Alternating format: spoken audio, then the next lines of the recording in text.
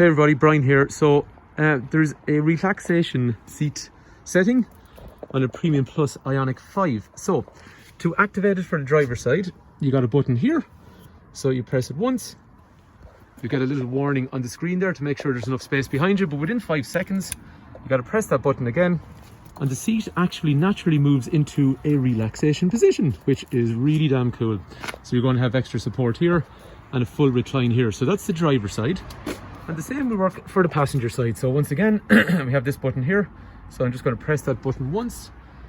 You'll see up on the screen, it gives me the warning. Within 5 seconds, I'm going to press it again. And similarly again, this seat is going into the relaxation position. Apologies about all the plastic and stuff, that's just when the cars come, it's for protection. To get the seat back upright, I've just pressed this button here and held it. And the seat is going to come back up into position. And the same for the driver, like we're saying, one longer press and it's reverting back up into place. So that's basically how those relaxation seats work. But there is one other button that you need to know about as a driver.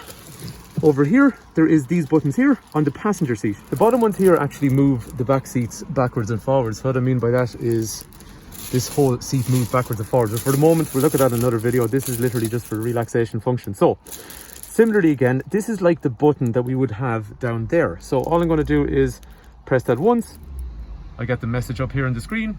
And like we're saying, within fairly quick succession, pressing the second time moves the seat back into the relaxation position, just like we did. So it just allows the driver to control the passenger side. And then similarly, to bring it back forward, I'm just going to hold it. A little bit of a longer hold, and it's gone back up into position again.